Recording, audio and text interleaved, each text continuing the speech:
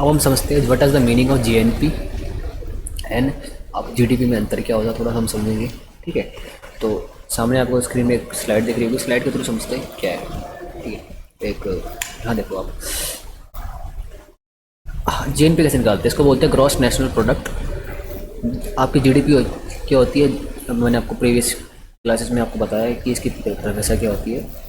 ठीक है, तो उसके अंदर जब हम एनएफआई जोड़ देते हैं, अब एनएफआई क्या है उसको समझते हैं। जीडीपी पहले समझते हैं जीएनपी क्या है। This is the measure of total value of goods and service produced by a country residents regardless of where they located. मतलब कि आपके देश के जो लोग हैं वो कहीं भी रहते हो, चाहे देश में रहते हो चाहे देश के बाहर रहते हो, लेकिन आपके देश में क्या कहते हैं, देश के निवासी अभी भी तुम्हारे क्या सिटीजन है। ठीक है, और वो पैसा कमा रहे हैं। ठीक है, मतलब गुड्स एंड सर्विसेज का क्या कर रहे हैं, प्रोडक्शन कर रहे हैं। इसका मतलब क्या है, प्रोडक्शन का मतलब क्या है, वो प्रोडक्शन करेंगे तो उससे क्या होगा, उसको इनकम तो होगी ना।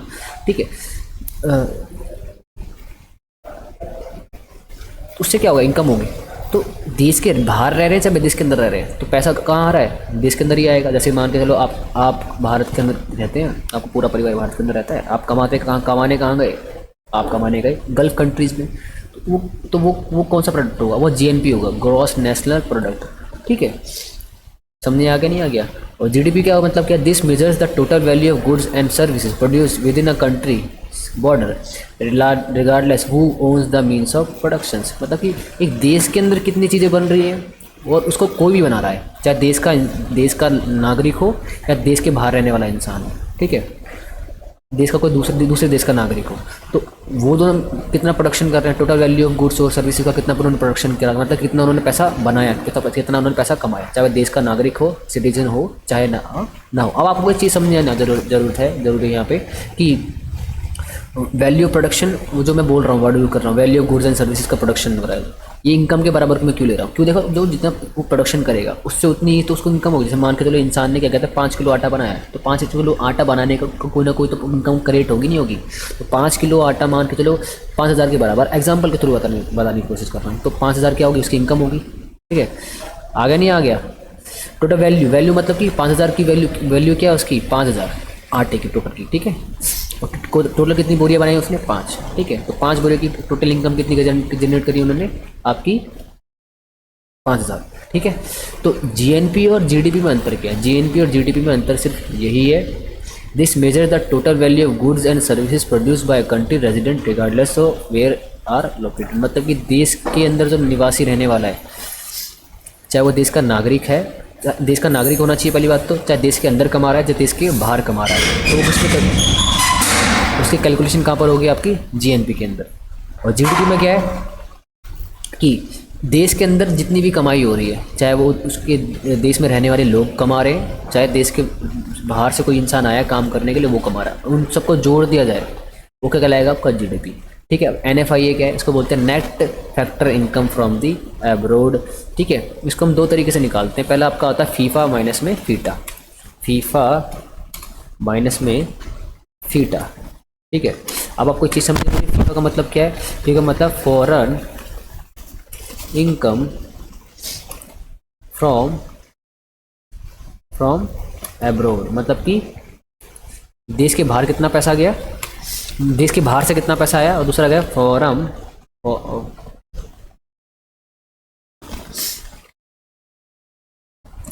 Foreign income to abroad. देखो इनको जब माइनस कर देंगे तो क्या निकला आएगा, ये आपका आ जाएगा, क्या आ जाएगा आपका, ये आ जाएगा आपका NFIA। ठीक है, यहाँ समझ लो, देख लो एक बार आप, जैसे मान के चलो फीफा कितना है, मान के चलो है आपका 100 डॉलर मान लो, जो भी मानना आप उसको मान सकते हो। ठीक, कितना है आपका $100, और फीटा कितना है आपका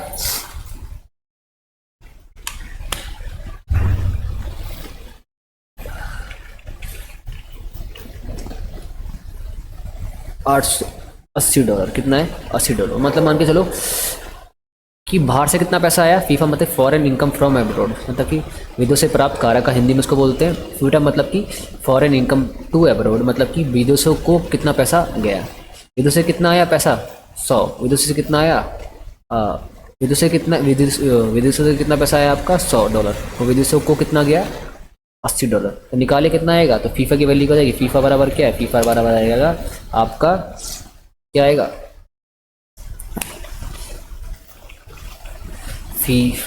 फीफा माइनस फीटा। तो कितना आएगा आपका? आपका आंसर आएगा 100 माइनस 880। कितना आएगा आपका? ये आपका आ जाएगा $20। ठीक है, मतलब कि टोटल कितना पैसा आया हमारे देश के अंदर सब कुछ घटा बनाने के बाद? $20। मतलब कि कितना बाहर से पैसा आया और कितना बाहर को पैसा गया। ठीक है, कितना आ गया आपका? ये आपका $20। ये क्या है आपका? फीफा है। फॉर ये आपका क्या आएगा? ये आपका आएगा फीफा नहीं, NFIA आपको आपका कहलाएगा NFIA, net factor income from abroad. ठीक है, फैक्टर इनकम क्या थी आपको पता ही है, और आप आगे बात पढ़ाने वाऊंगा उसका फैक्टर इनकम क्या होती है। ठीक है, थोड़ा समझाना। ठीक है, ठीक है, ये था GNP का कंसेप्ट। ठीक है,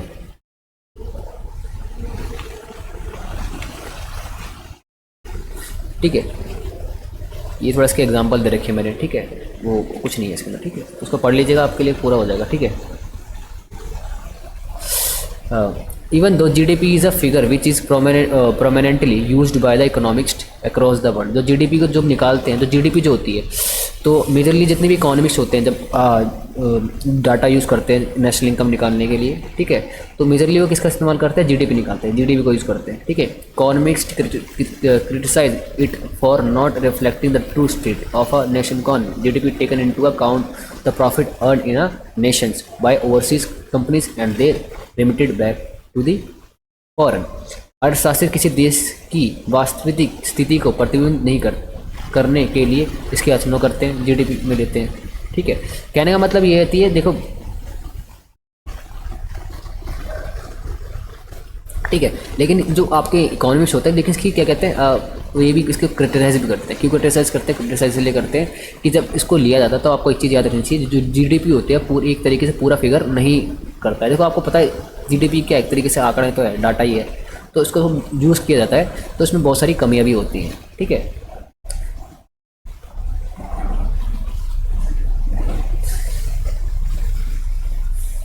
ये इसके कुछ फैक्टर्स दे रखे, क्यों नहीं लेते हैं? निवेश। ठीक है, ये सारे फैक्टर दे रखे, आप इनको पढ़ लीजिएगा, नोट्स के अंदर होंगे। ठीक है, आप समझते हैं net factor income from abroad. मैंने आपको पीछे समझा दिया net factor income from abroad कैसे निकलती है आपकी। Net factor income from the abroad, देखो आपको एक फॉर्मूला बताता कुछ देर पहले, क्या होगा ये पीछे जाकर देख सकते हो। ठीक है, अगर आपको NFA निकालना है, अगर GNP बराबर क्या होता है? GNP बराबर, तो GDP के अंदर हम क्या प्लस कर रहे थे? NFIA। क्या प्लस कर रहे थे हम? NFIA। ठीक है, इसको प्लस कर दें यहाँ पे, देखते हैं एक बार और। 18। ठीक है, यही था ना फॉर्मूला इसका? बिल्कुल यही था, यही फार्मूला था। अब देखो, ये यहाँ पे प्लस में है, यहाँ तक अगर इसको यहाँ भेज दें, क्या कहते हैं, GDP को इधर इक्वल्स टू के इधर, तो क्या हो जाएगा? ये हो जाएगा फॉर्मूला आपका GNP माइनस GDP। क्या आ जाएगा आपका? ये आ जाएगा आपका NFIA। ठीक है, समझ आ गया नहीं आ गया? ये आपका क्या आएगा? NFIA निकल के आ जाएगा। कुछ नहीं करना, इधर उधर का खेल है। ठीक है, तो NFIA कैसे निकाल सकते हैं? जब GNP में से आपका क्या निकाल दो? GDP, मतलब ग्रॉस नेशनल प्रोडक्ट में से जो ग्रॉस डोमेस्टिक प्रोडक्ट को निकाल दो, क्या आ जाता है आपका? NFIA आ जाता है, net factor income from abroad. मतलब कि देखो GNP क्या थी? GNP क्या कह रही थी? देश का कोई नागरिक है, देश का जो जिसकी नागरिकता मिल रखी है, देश का कोई नागरिक है। ठीक है, वो चाहे विदेश में पैसा कमा रहा है चाहे बाहर पैसा कमा रहा है। क्या कहते हैं? विदेश में चाहे कितना पैसा कमा रहा है, मान को तो विदेश में कितना पैसा कमा रहा होगा, मान के चलिए आप, कितना कमा रहा पैसा वो? $100। कितना? $100। ठीक है, ठीक है, और GDP क्या कहते हैं? GDP कहती है देश के अंदर टोटल कितना पैसा कमाया जा रहा है, चाहे वो देश के अंदर काम करने वाले लोग हैं चाहे देश के बाहर पैसा काम करने वाले लोग हैं। ठीक है, देश की सीमा के अंदर वो कितना कमाया जा रहा है, कितना आ रहा है, कितना इनकम जनरेट हो रही है आपकी, मान के चलो $80 एग्जाम्पल के थ्रू। तो NFI क्या जाएगा आपका? NFI आ जाएगा 20, क्या जाएगा? समझ आ गया नहीं आ गया? ठीक है, समझिए, आपको आ गया? आगे बढ़ते हैं।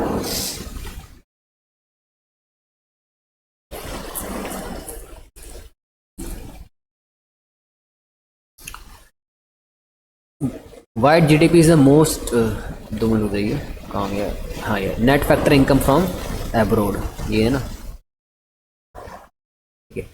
वही net factor income from is a different between the aggregate amount that the country citizen and the company earn abroad and the aggregate amount that foreign citizens and overseas company earn in the country. मतलब कि देश के लोगों ने कितना पैसा कमाया, दे या देश की कंपनी कितना पैसा कमाया, ठीक है, या फिर देश के अंदर जो लोग हैं, जो बाहर के हैं, ओवरसीज कंपनीज, ठीक है, फॉरेन सिटीजन, उन्होंने कितना पैसा कमाया, उनको जब घटा देंगे वो कितना आ जाएगा आपका, वो क्या आ जाता है, NFI आ जाता है, ठीक है।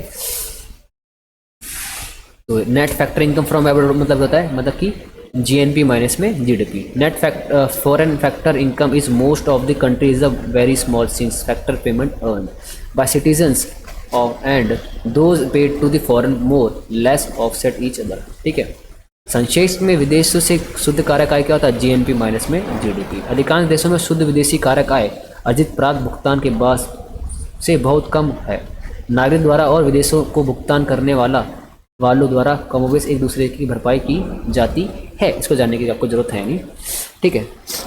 आगे बढ़ते हैं, ठीक है। अभी ये आपके कुछ फॉर्मूलेज है, जब आप GDP निकालते हो तो ये कुछ फॉर्मूलेज है, ठीक है। ग्रॉस बराबर क्या होता है, ग्रॉस में से आप जब डेप्रिसिएशन निकाल देते हो तो क्या निकल जाता है, आपका नेट आ जाता है। सकल में से क्या निकालोगे आप, मूल्यह्रास, तो क्या आ जाएगा, शुद्ध आ जाएगा, ठीक है। नेट इनडायरेक्ट टैक्सेस, इसको बोलते हैं आपको शुद्ध अप्रत्यक्ष कर। कैसे निकलता है आपका, इनडायरेक्ट टैक्सेस माइनस में सब्सिडीज। इनडायरेक्ट टैक्सेस क्या होती हैं आपको पता होना चाहिए, अप्रत्यक्ष कर, ठीक है। नेशनल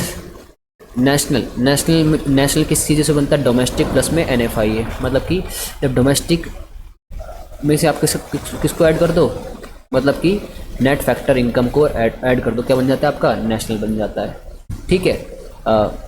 NFI आपका कैसे बनता है, net factor income from abroad किससे बनता है आपका, फीफा माइनस में फीटा, ठीक है। Factor income from abroad minus में फैक्टर इनकम टू एब्रॉड, ठीक है। Factor income versus transfer income. अब कारक आय क्या होती है, वो स्थानांतरण, या इसको बोलते हैं हम प्रतिस्थापन आय बोल सकते हैं आप उसको, ठीक है। इसको हम आगे जाके समझेंगे, ठीक है। मार्केट प्राइस ऐसे निकाला जाता है, ये निकाला जाता है आपका फैक्टर इनकम प्लस में NIT, मतलब कि नेट इनडायरेक्ट टैक्सेस, ठीक है। मतलब कि देखो, कोई चीज़ आपने चीज़ बनाई, कोई भी चीज़ हो सकती है, चप्पल बनाई, उसका मार्केट प्राइस क्या होगा, कैसा निकलाएगा, फैक्टर कॉस्ट, उसको बनाने में कितने पैसा लगा। दूसरा NIT, मतलब कि उसको अगर बाहर भेजा आपने तो टोटल टैक्स कितना लगेगा, NIT कितना होगा, उसको जोड़ दोगे तो क्या आ जाएगी आपकी मार्केट प्राइस आ जाएगी। और NIT का मतलब क्या होता है आपका, इनडायरेक्ट टैक्स, मतलब कि नेट इनडायरेक्ट टैक्स। इसकी फॉर्मूला क्या होता है, इनडायरेक्ट टैक्स माइनस में सब्सिडी, ठीक है। अप्रत्यक्ष कर बराबर क्या होता है, प्रत्यक्ष कर माइनस में अप्रत्यक्ष कर माइनस में सब्सिडी, ठीक है। इसके कुछ फॉर्मेट है, आप समझते हैं। Wide is the most acceptable indicator world wide. GDP को दुनिया भर में सबसे ज़्यादा स्वीकार है, क्यों जाता है उसको समझते हैं।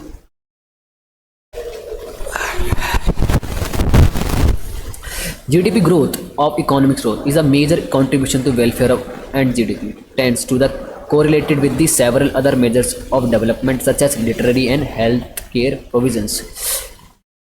GDP वृद्धि आर्थिक विकास के एक उपाय के रूप में कल्याण और GDP एक प्रमुख योगदान करता है। का माना जाता है अगर GDP बढ़ रही है, मतलब GDP मतलब लोगों की इनकम बढ़ रही है, इसका मतलब ये हो रहा है कि कल्याण बढ़ रहा है, लोगों को मतलब क्या भला हो रहा है, ठीक है। और देश के विकास में क्या हो रही है, एक तरीके से वृद्धि हो रही है, ठीक है। GDP tend to be correlated with the several other measures. जाइए,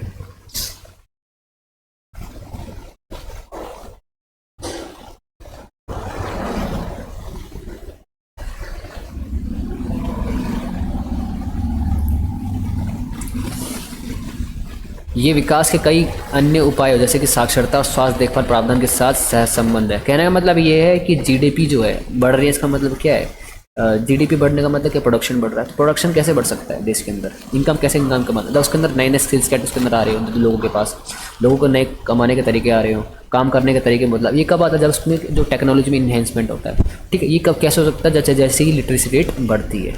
ठीक है, तो जीडीपी बढ़ने का मतलब क्या है, साक्षरता लिटरेसी रेट में या स्वस्थ देखभाल में, मतलब कि कोई इंसान स्वस्थ है तभी तो वो अच्छा योगदान दे सकता है अपने देश के विकास में। ठीक है, तो जीडीपी बढ़ने का मतलब ये है, अब इसी बात है, प्रोडक्शन बढ़ने का मतलब ये लोगों की इनकम ज़्यादा हो रही है। इसका मतलब क्या है कि उनका स्वास्थ्य ठीक है, उनकी जो साक्षरता दर क्या हो रही है वो भी बढ़ रही है। ठीक है, देखो एक स्वस्थ व्यक्ति ही क्या कहते हैं इनकम जनरेट अच्छी कर सकता है, ये बात है। ठीक है, as currently defined it has a clear methodology and it's relatively easy to calculate. ठीक है, जैसे कि वर्तमान में परिभाषित है कि इसकी एक स्पष्ट कार्य प्रणाली है और ये गणना करना अपेक्षाकृत आसान है। मतलब कि देखो जीडीपी को क्रिएट करने के 3 मेथड्स होते हैं नॉर्मली इंडिया के अंदर तो। ठीक है, तो प्रोडक्शन मेथड्स हो गया, इनकम मेथड्स हो गया, एक्सपेंडिचर मेथड्स हो गया। ठीक है, उत्पादन विधि हो गया आपका। ठीक है, आपका आय विधि हो गया, और आपका एक्सपेंडिचर मेथड जो होता है आपका वो हो गया। It is a monetary mathematical accounting calculation with the stabilised methodology. It is objective in contrast such as things happiness and political freedom are subjected and difficult to measure. ठीक है, चूँकि ये स्थापित और मौद्रिक गणनीय लेखा गणना है, मतलब कि जब आप मेजर करते हो उसमें आंकड़ों इन सबका यूज़ करते हो, कारण प्रणाली एक वस्तुनिष्ठ है। इसके विपरीत खुशी और राजनीतिक स्वतंत्रता जैसी चीज़ें व्यक्तिगत वर्ग को मापने में कठिन है। मतलब कि देखो जीडीपी बढ़ रही है, इसका मतलब ये नहीं है उस देश के लोग खुश हैं। देखो मैंने आपको ऐसे भी देश बताऊंगा जिनकी इनकम बहुत कम है लेकिन वो खुशहाल है, जैसे कि आप एग्जांपल वो भूटान।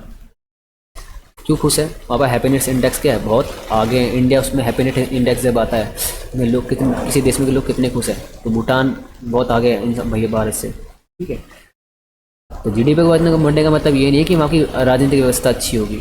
अब आप राजनीतिक व्यवस्था अच्छी होगी या फिर हमें खुशी का लेवल अच्छा होगा, वहाँ पे लोग खुशहाल ज़िंदगी जी रहे होंगे, ऐसा नहीं है। ठीक है, ऐसा भी नहीं है। जैसे कि आप चाइना देख लो, चाइना में क्या है, उतनी राजनीतिक स्वतंत्रता है लोगों को, नहीं है ना, पॉलिटिकल फ्रीडम उनको उतनी नहीं है। It is widely use in all GDP calculation are made using broadly are some methodology. इसका व्यापक रूप से उपयोग किया जाता है और सभी जीडीपी गणनाएं मोटे तौर पर इसी पद्धति पर उपयोग करती हैं। मतलब जितनी भी देश है वो जो क्या कहते हैं किसके कैलकुलेशन करते हैं नेशनल इनकम निकालने के लिए, सबसे पहले जीडीपी को। ठीक है, this facilitates cross countries and over time comparison.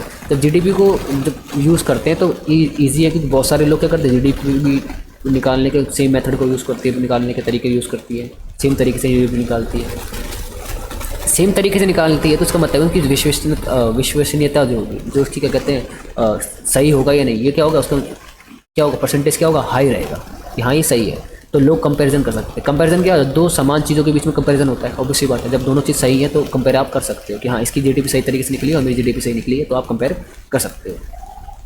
ठीक है, given it is long history and standard methodology it is responsibly well understood by policy maker.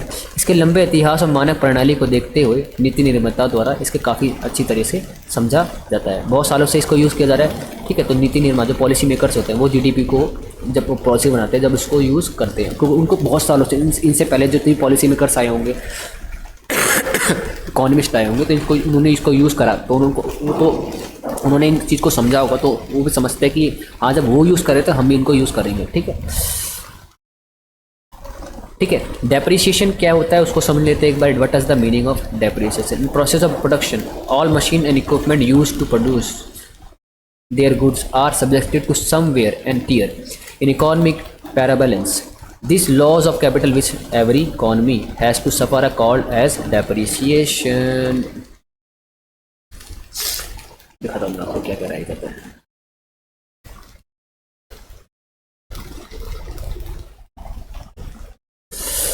उत्पादन की प्रक्रिया,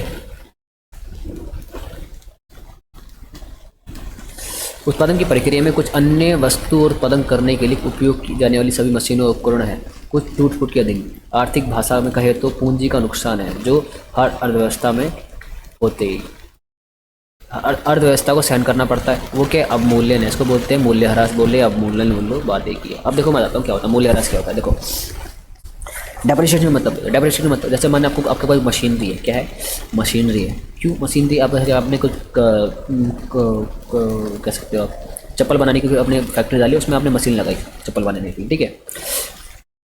तो समय के साथ साथ वो चलेगी चलेगी दौड़ेगी काम करेगी, ठीक है, उसकी वैल्यू कम होगी। क्यों कम होगी?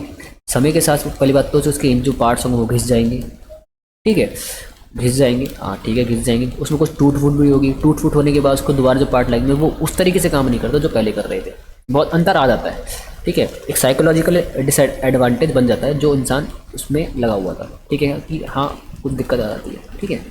जैसे आपके पास कोई गाड़ी थी, आप आपने उसको चलाया, नहीं लेके आए, ठीक है, कुछ समय बाद देखना उसमें कोई दिक्कत आ जाएगी, चाहे उसकी सर्विसिंग कराओ ना कराओ, फिर आपको उसको रेगुलर इंटरवल पे क्या करानी पड़ती है, सर्विसिंग करानी पड़ती है, ठीक है। तो शुरुआत में जो आपने जो मशीन ली थी उसकी वैल्यू कितनी थी? 1 लाख रुपए। और आप कितने की बिकेगी अगर उसको बेचना चाहोगे तो कितने की बिकेगी वो? 80 लाख। 1 लाख रुपए आप कितने की बिकेगी? मान के चलो 50,000 रुपये की। तो अंतर कितने का आ गया? 50,000 रुपये का। तो 1 लाख और 50,000 के बीच में अंतर कितना होता है आपका? 50,000 रुपये का। मतलब कि क्यों हुआ? कारण क्या है उसका? कारण ये है कि सम वियर एंड टियर, मतलब कि कुछ टूट फूट के कारण या फिर अप्रचलन उसको बोलते हैं, मतलब कि अब उसको यूज़ नहीं करेंगे हम, मतलब कि इस आप मान के चलो आपकी मशीन है, वो एक दिन में 4 चप्पलें बना रही है, उसकी जगह उसी वैसी मशीन जो नई टेक्नोलॉजी से बनी हुई है उसी एक दिन में 8 चप्पलें बना रही है, ठीक है। तो उसकी वैल्यू घट जाएगी पुरानी वाली की, ऑब्वियसली बात है, अप्रचलन जिसको बोलते हैं, ठीक है। तो कुछ नहीं होता, इसको बोलते हैं क्या, अगर देखा जाए तो जो आपकी मशीन होती, सभी मशीन जो होती है, जो उपकरण होते हैं, ठीक है, समय के साथ उसकी कीमतों में क्या होता है? कमी आती है। क्यों कमी आती है? या तो टूट फूट के कारण या फिर अप्रचलन के कारण। यही क्या कहलाता है? आपका मूल्यह्रास या फिर डेप्रिसिएशन कहलाता है। A part of capital goods क्या होते हैं? जो क्या होती है, जो क्या कहते हैं, महंगी गुड्स होती है, प्रोडक्शन में बहुत ही महंगी होती है, जिनको एक बार लगाया जाता है, जैसे कि आपकी मशीनरी होगी, कैपिटल गुड्स होती है, ठीक है, पूंजीगत वस्तु इसको बोलते हैं। तो पूंजीगत वस्तुओं के मूल्य में समय के साथ जो कमी आती है उसका कारण क्या हो सकता है? सामान्य टूट फूट या अप्रचलन। ये क्या कहलाता है? आपका मूल्यह्रास कहलाता है। A part of capital good produce in the economy must be devoted to replace this wear and tear. अर्थव्यवस्था में उत्पादित पूंजीगत वस्तु का एक हिस्सा उस टूट फूट को बदलने के लिए समर्पित किया जाना चाहिए, ठीक है। Otherwise the productive capacity of nation would be depleted this replacement of, ठीक है। अगर मान चलो अगर जो चीज़ अगर कोई इकॉनमी है उसमें चीज़ें बनाई जा रही है, तो मशीनों का यूज़ किया जा रहा है, तो उन मशीनों को ठीक नहीं कराओगे, ठीक है। जो भी आपके पास इनकम जनरेट हो रही है उसको कुछ भाग आपको क्या करना पड़ेगा, ठीक है, उसको उनकी जो टूट फूट को उनको ठीक करने में लगाना पड़ेगा, ठीक है। अन्यथा क्या होगा? तो क्या होगा? आपका जो प्रोडक्शन होगा इकॉनमी क्या होगा? वो खराब हो जाएगा, कम हो जाएगा, ठीक है। अब इसी बात है, ये तो नॉर्मल सा रूल है।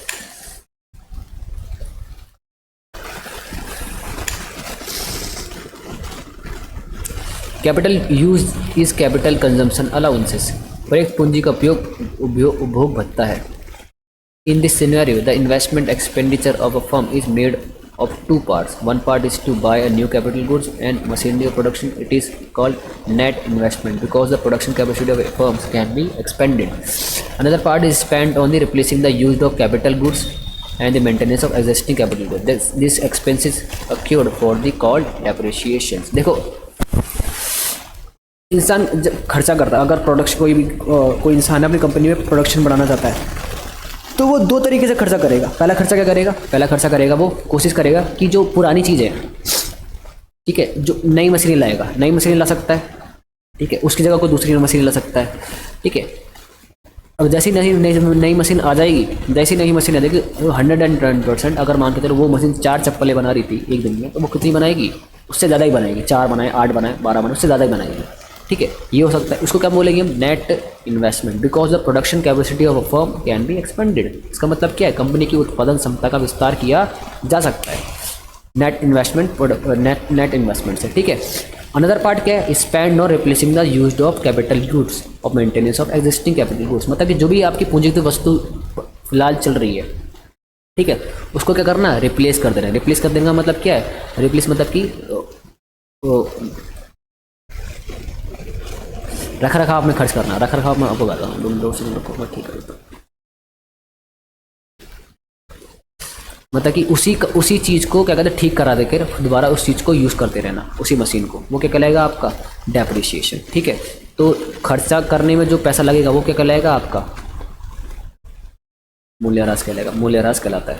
तो 2 परिभाषाएं होगी। एक तो मैंने पिछले बताया था, पहले बताया था, और ये होगी, ठीक है।